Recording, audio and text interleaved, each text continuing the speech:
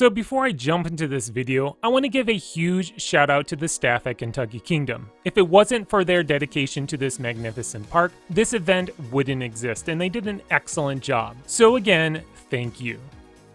Back in the beginning of June, I had the privilege of attending Keys to the Kingdom 2, which is at Kentucky Kingdom.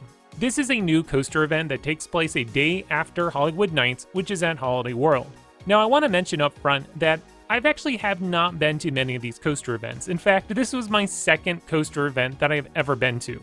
The first ever coaster event that I've ever been to was at Kennywood Park, which is KennyCon, and that was in 2018. So as you can imagine, I was very excited to go to Keys to the Kingdom 2.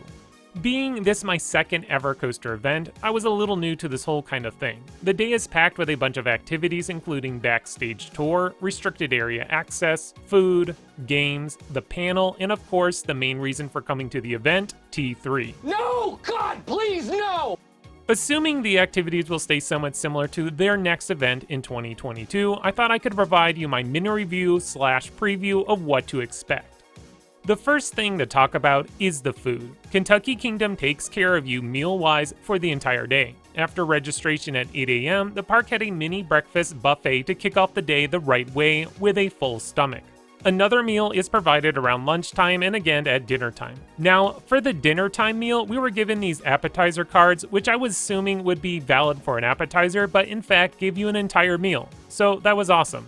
There was dessert later on that evening in case you needed another boost of energy, but regardless, you didn't have to worry about food or beverages during the event. Speaking of beverages, every guest to the event was given a wristband that gives you access to the various drink stations throughout the park. Next, let's talk about the Q&A panel. This was my favorite part of the event, not just because I was participating on the panel, but how I was able to meet other coaster enthusiasts and influencers. In case you're wondering, I'm actually kind of more of an introvert than an extrovert, so this was a little bit of a challenging part of my day. As I said, I loved meeting everybody, and it was great to push my boundaries. I would be lying to you if I wasn't super nervous before participating on this panel. In fact, I thought I was gonna either pass out, throw up, not know what to say, but anyways, just check out one of my answers. Well, my first visit to Kentucky Kingdom was in 2003. So there was a completely different lineup of roller coasters. The biggest baddie obviously was Chang at the time. There used to be Greased Lightning right over there. There was Roadrunner Express, Wild Mouse coaster. So yeah, the park has definitely stepped it up since then. Now let's talk about the restricted area access. At Kentucky Kingdom, we went into what looked like a construction site adjacent to Lightning Run. We were able to see the first drop of the roller coaster head-on, which was nice. As a videographer, it's always great to capture a different angle of a roller coaster that you haven't been able to before. Just take a look at this video that I was able to get.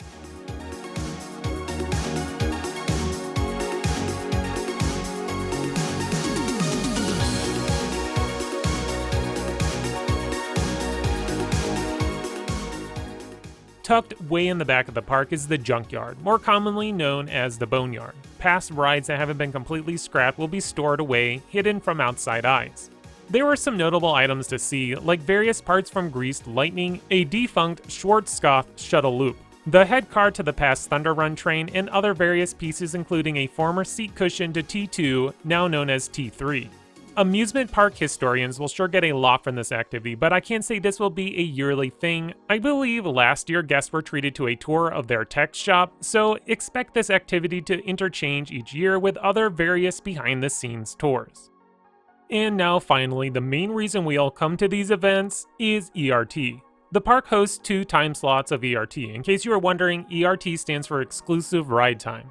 The first was in the morning from 9 a.m. to 10 a.m. All other roller coasters minus Roller Skater and Lightning Run were open for your enjoyment. I was able to ride all 4 roller coasters in the same time frame in under 45 minutes. Later in the evening from 8 p.m. to 10 p.m. was another session of ERT.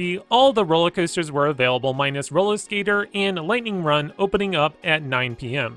This time was a little bit more crowded, but I was still able to squeeze in 4 rides on Storm Chaser, 1 on Thunder Run, 1 on Lightning Run, and finally 9 rides on Kentucky Flyer.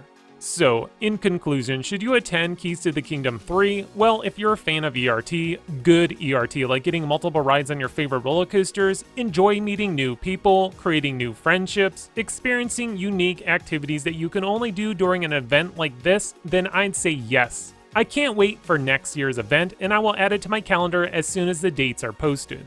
As much as I love connecting to other coaster enthusiasts via social media, speaking of, I have a Discord channel, so go check it out. Link is in the video description. There's nothing like coming to an event where other like-minded folks to enjoy an activity we all love, roller coasters.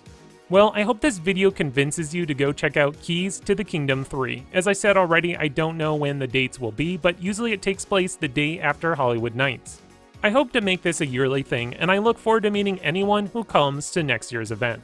Well, thank you for watching today's video. If you enjoyed this content, please click the like button and subscribe. That way you continue to get great content brought to you by Extreme Thrills.